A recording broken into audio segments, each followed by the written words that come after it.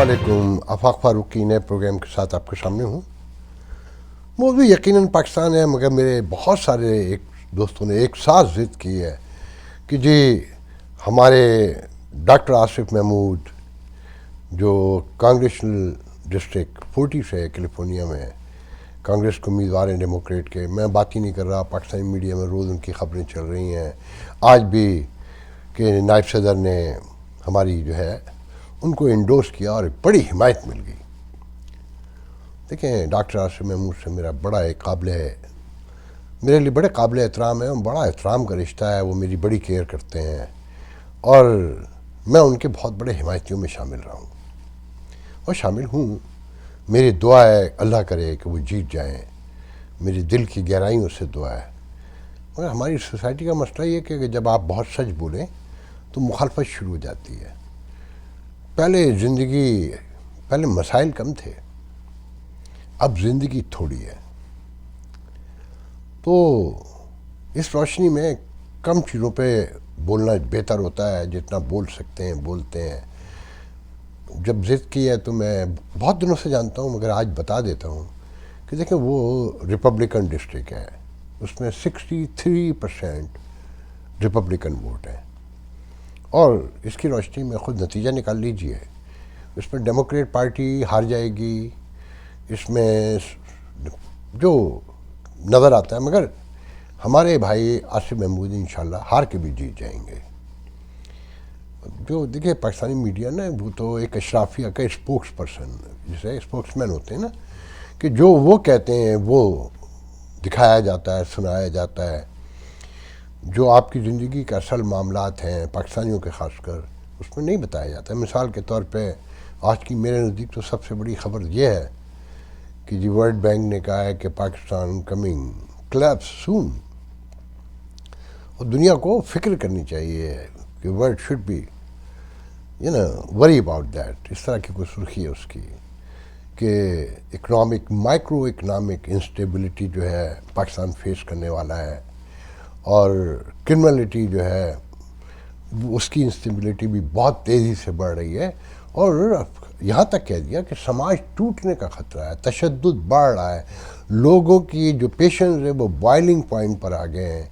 ये सब्र का पैमाना लबरेज होता हुआ नज़र आता है कि तशद्दुद फूटने जा रहा है। ये बड़ी ख़बर है।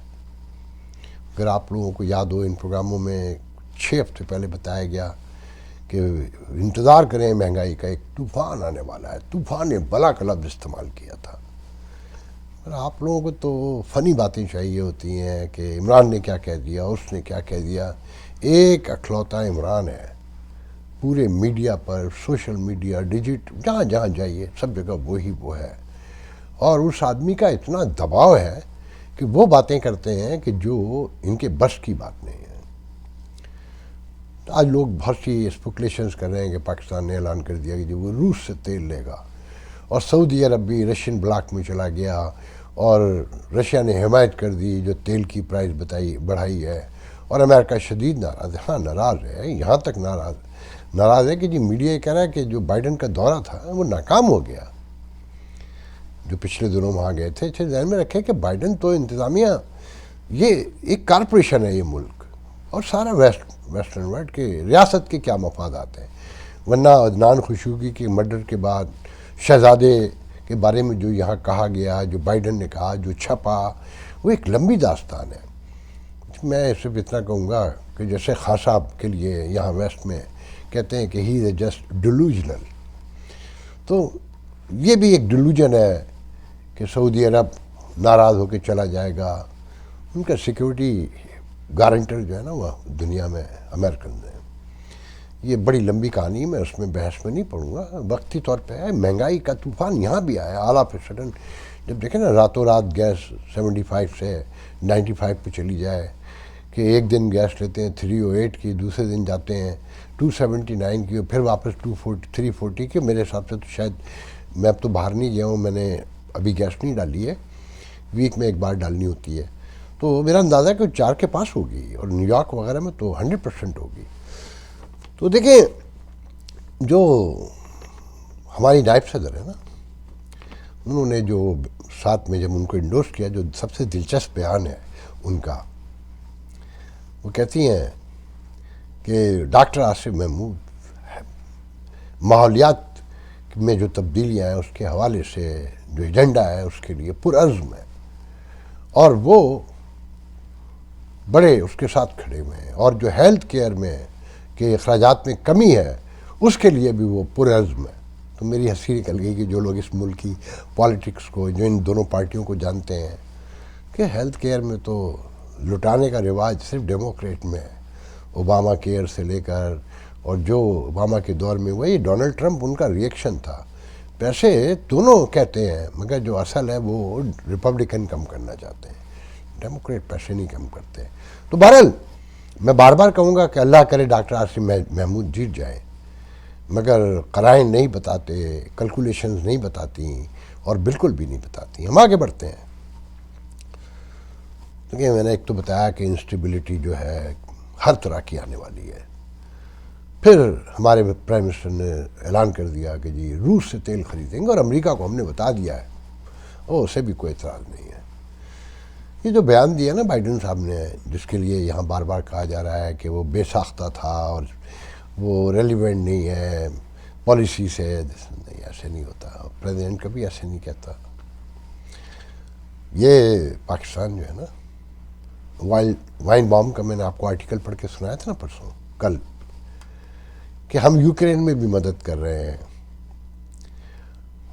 رشیا کے خلاف. اور بہت پہلے ان پروگراموں میں اگر یاد ہو میں نے کہا تھا کہ ہمیں پھر نیا کھیل مل گیا ہے، پیسے بننے شروع ہو گئے ہیں. اس کے باوجود جو سوشو پولیٹیکل انسٹیبلٹی ہے نا وہ بہت خوفناک ہے. تو یہ جو اگر ہم یوکرین میں مدد کر رہے ہیں رشیا کے خلاف، تو روس ہمیں تیل دے گا اور انڈیا سے سستا دے گا. سنا کریں یہ باتیں ہیں، اور ان باتوں کے سوا کچھ نہیں ہے. یہ خان صاحب کا دباؤ جانے کیا کروائے گا، کہاں لے کر جائے گا. اور یہ جو کوکر پریشر میلٹنگ پوائنٹ سے اوپر جا چکا ہے، کسی وقت بھی بھڑاک سے پھٹنے والا ہے. مگر ایکسٹینشن ایک تقرری مسئلہ بن گئی ہے. وہ نہیں جانا چاہتے، یقین کریں وہ نہیں جانا چاہتے. ورنہ سب کو پتہ ہے نا کہ یہ انسٹیبلٹی جتنی ہے، یہ اکنامک، سوشو پولیٹیکل، اگر آج بھی چلے جائے، اعلان ہی ہو جائے، تو ابھی بہت سی چیزیں سیٹل ڈاؤن ہو جائیں گی نا. خان صاحب کا پریشر، ہر چیز، مگر اعلان نہیں ہو رہا. کہہ رہے تھے نا کہ اکتوبر کے اینڈ پہ ہوگا. اس کو بھی دیکھتے رہیے، جانے ابھی کیا کیا نکلنا ہے اور کیسا کیسا نکلنا ہے. اگر یہ تقرری ایشو نہیں ہے تو باجوہ خود کہہ دیں نا، اعلان کروا دیں بیٹھ کر. وہ کہتے ہیں نواز شریف اڑ گیا ہے، اور اب تو بہت ہی اس کے ساتھ اڑ گیا ہے کہ اب تو مریم بھی باہر نکل گئی ہے. پہلے تھوڑا انکمفرٹیبلٹی تھی. صاف کہہ دیا ہے کہ نہ تم آؤ گے نہ تمہاری مرضی کا بندہ آئے گا، اور وہ مکمل لابنگ کر رہا ہے.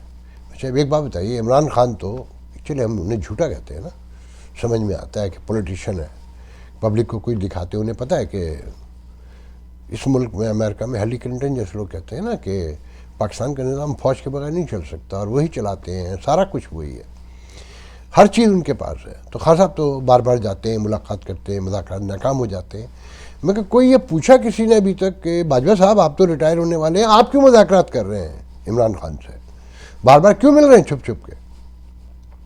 کسی نے نہیں پوچھا، نہ کسی میں ہمت ہے. کیونکہ وہاں تو بندے غائب ہو جاتے ہیں، مسنگ ہو جاتے ہیں. یہ کوئی پی ٹی آئی والے تھوڑی ہیں جن کا ایک بہت بڑا پریشر ہے. انہیں بھی مارا پیٹا تو جا رہا ہے نا اعظم سواتی کو ایک ٹویٹ کرنے پر. مگر یہ کتنے ٹویٹ روکیں گے؟ میں جس شہر ہیوسٹن بیٹھا ہوں نا، یہاں سے لوگ کرتے ہیں، ان کے ویڈیو ہے میرے پاس، اور وہ خواتین کرتی ہیں جو مجھے یقین نہیں آتا کہ جو وہ باتیں کرتی ہیں ویل اسپوکن جسے کہنا چاہیے. تو مگر باجوہ صاحب کو اس کی کوئی کیئر نہیں ہے. 12 کمانڈر نئے لگائے نا، اب ان کے پاس طاقت بھی نظر آ رہی ہے بظاہر. اور اگر اپریل تک کھینچ گئے ایکسٹینشن لے کر، تو جو لاٹ ان کی مخالف بتائی جاتی ہے 2 4 6 جو بھی ہیں، وہ صاف ہو جائے گی.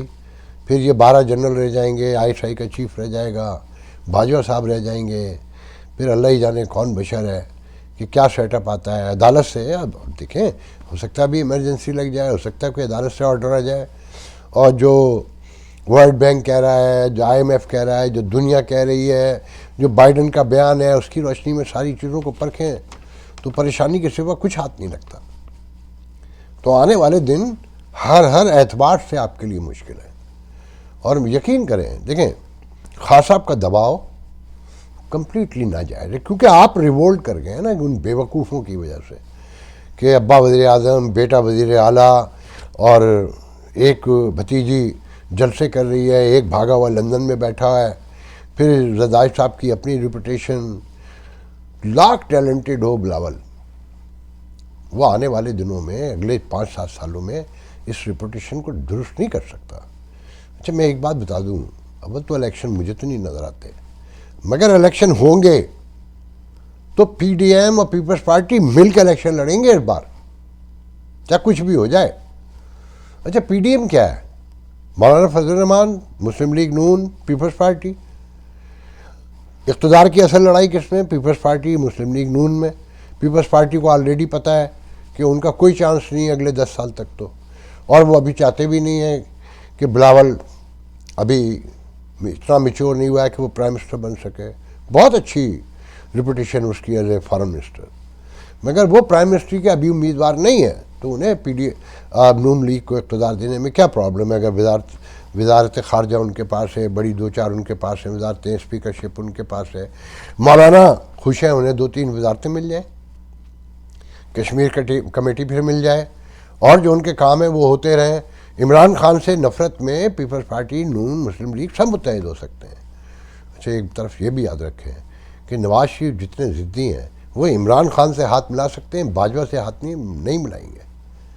جو میں سمجھتا ہوں وہ تو شہباز شریف نے سارا گیم الٹا ہے نا, کہ ووٹ کی عزت دیتے ووٹ کو عزت دیتے ووٹ کی لے لی, مگر اب شہباز شریف کے بارے میں کہتے ہیں نواز شریف سن نہیں رہے ان کی.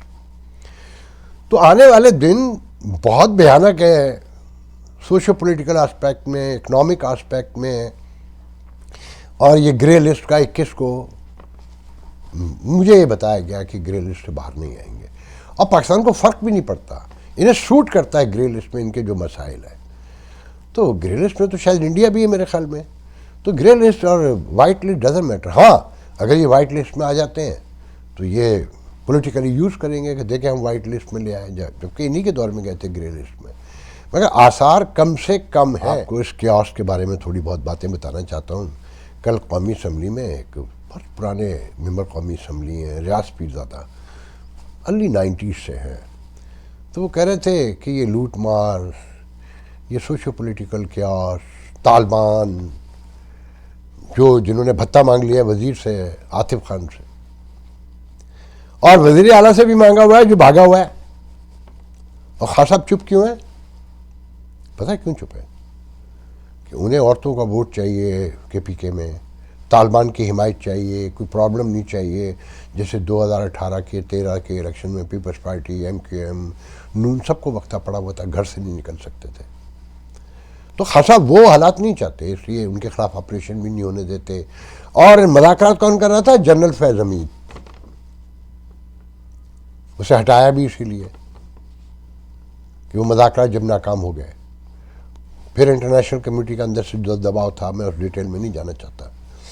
تو خان صاحب کے لوگوں سے تو بتا دیکھیں, عام آدمی سے تو وہاں گزشتہ 3 ماہ سے خبریں ہیں نا, اب وزیروں سے مانگا جا رہا ہے اور انتظامیہ کہتی ہے کہ دے دو. اب رو پڑے, سوات میں روز جلوس نکل رہے ہیں, اور خان صاحب خاموش ہے. کیوں؟ کہ خان صاحب کو ووٹ لینا ہے. خان صاحب کی حرکتیں دیکھیں. خاتون جرنلسٹ غریدہ فاروقی کو سوال پوچھا گیا کہ آپ کے لوگ تنگ کرتے ہیں, تو کہتے ہیں عورتیں یہ گھستی کیوں ہیں مردوں میں, جب گھسیں گی تو پھر یہی ہوگا, آ بیل مجھے مار. ان کے عورتوں کے بارے میں تھاٹ دیکھیں. وہ آدمی جو چڈی پہن کر ننگی عورتوں کے ساتھ بیچز پہ گھوما کرتا تھا, اندازہ لگائیں اس کی تھاٹ پروسیس کا.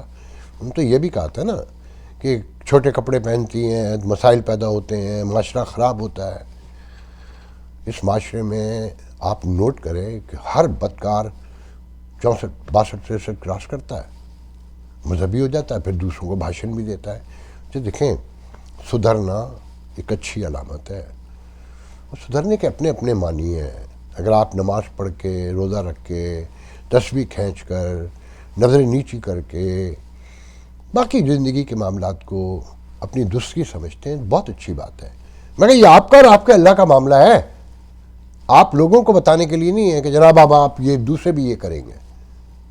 جیسے خان صاحب بہت پہلے کہا کرتے تھے. آپ اندازہ لگائیں وہ ہر صحافی کو تو لفافی کہتے ہیں. اور جب ان سے پوچھا گیا کہ ایک مخصوص ٹولے کے صحافی آپ کے گرد آ کے بیٹھتے ہیں کیوں، باقی کیوں، کہنے لگے یہ میرے علم میں نہیں ہے کہ باقیوں کو کیوں روکا جاتا ہے. وہ جھوٹ سے شروع ہوتا ہے، جھوٹ پہ ختم ہوتا ہے. تو میں ریاض پیرزادہ کا بتا رہا تھا کہ وہ کہہ رہے تھے ہر طرف لوٹ مار رہے ہیں، زمینوں پہ قبضے، چولستان میں ریٹائری آ گئے ہماری زمینوں پہ قبضے کر رہے ہیں. تو یہ ساری چیزیں جو میں ابھی کہہ رہا تھا نا کہ سماج ٹوٹنے جا رہا ہے، پھٹنے جا رہا ہے، میلٹنگ پوائنٹ پر ہے. جو ورلڈ بینک کہہ رہا ہے کہ تشدد بڑھے گا، کرمنلٹی بڑھے گی، کیونکہ مائکرو انسٹیبلٹی آتی ہے نا. اگر مائکرو اکنامک انسٹیبلٹی آئے گی تو مسائل کہاں سے کہاں جا کے کھڑے ہوں گے. دیکھیں اس ملک میں لوگ پریشان ہیں.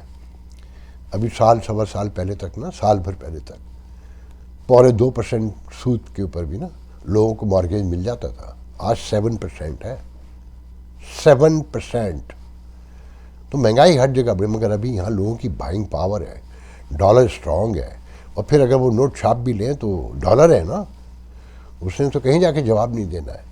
تو بہت سی چیزوں کو غور سے دیکھیں، آپ لوگ سمجھیں کہ یہ جلد سے دیکھیں لانگ مارچ نہیں ہوگا، میں نہیں سمجھتا. خان صاحب انتظار دیکھیں، بلدیاتی الیکشن کراچی کے تو رک گئے نا، وہ تو اب روز قیامت ہی ہوں گے. وہ کسی نے خوب کہا ہے کہ کراچی کے الیکشن تو بلدیاتی اب روز قیامت ہوں گے. لوگ اپنی آخرت کی فکر کریں کراچی والے، تو آپ لوگ کراچی والے آخرت کی فکر کریں. تو خان صاحب انتظار پہلے کہہ رہے تھے کہ لانگ مارچ، مگر اب کہتے ہیں کہ جی وہ ایکسٹینشن کا ویٹ کریں گے. اگر ایکسٹینشن کنٹینیو ہو گئی تو خان صاحب فارغ ہے، اور ایکسٹینشن نہیں ہوئی تو آنے والا مجھے تو نہیں پتا کون آئے گا، وہ کس کے ساتھ کیا سلوک کرے گا. کہتے ہی ہیں کہ نیا آرمی چیف نئی آرمی ہوتی ہے. وہ دیکھ لیں، کبھی ایم کے ایم آنکھوں کا تارہ تھی، پھر ایم کے ایم دہشت گرد ہو گئی، اس سے پہلے بھی ایم کے ایم دہشت گرد تھی. کبھی نون آنکھوں کا تارہ ہو جاتی ہے، کبھی غدار ہو جاتی ہے، انڈین ایجنٹ ہو جاتی ہے. ان ساری چیزوں کی روشنی میں آپ لوگوں نے فیصلہ کرنا ہے. بس ایک بات یاد رکھیے گا، یہ خان صاحب کا جو دباؤ ہے نا، اس کو ایسے سمجھ لیں کہ امریکہ سی پیک کا شدید مخالف ہے، پوری دنیا کو پتہ ہے، اور وہ درست مخالف ہے. وہ بتاتا ہے، پاکستان کو سمجھاتا ہے کہ تم ڈوبنے والے ہو، یہ تمہیں لوٹ کے کھا رہا ہے.